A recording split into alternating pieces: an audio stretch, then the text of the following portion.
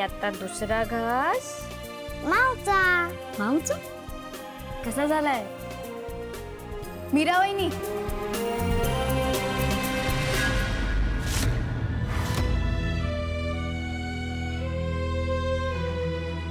हे काय चाललंय? काही नाही, वेदाला भूक लागली होती म्हणून तिच्या आवडीचं बनवलं होतं. तुला हे कोणी करायला सांगितलं? कोणी नाही, मीच बनवलं. एक्झॅक्टली, हाच तुझा प्रॉब्लेम आहे. वेदाचं सगळं मी करणार आहे हे ठरलं होतं ना, मग मुद्दाम का करतेस हे सगळं? तिला तू नाही आवडत हे माहित असून सुद्धा मुद्दाम करतेस का? तुला हे सगळं करायची काहीच गरज नाही. वेदाला त्रास देऊ नकोस. आत्या, आई मला त्रास देत नाहीये. आणि तू असं का बोलतेस? मी तिच्या हातचं पहिल्यांदा खाते का? मी तिच्या हातचं रोजच खाते. आणि आताही मीच तिला माझ्यासाठी बनवायला सांगितलं होतं. ती माझी आई आहे. तू असं का बोलतेस तिच्याशी?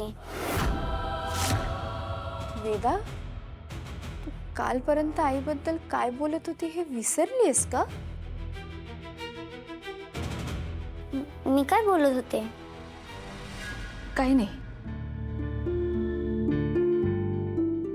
अनन्याताई, वेदाने खाल्लं हेच महत्वाचं आहे ना आपल्यासाठी. आपण नंतर बोलूया प्लीज.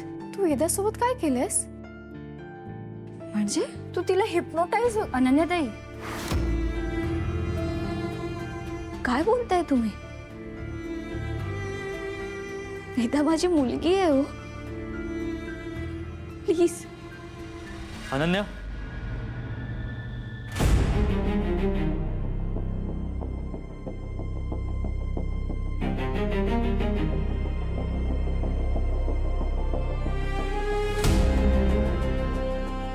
अनन्या, आई तुला शोधत होती.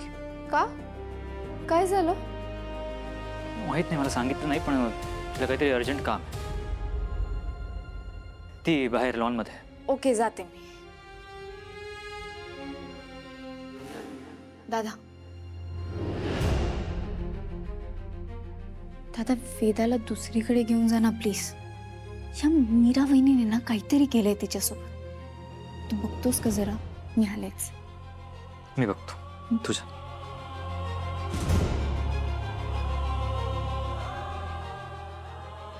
बाबा, आत्याला अचानक काय झालंय?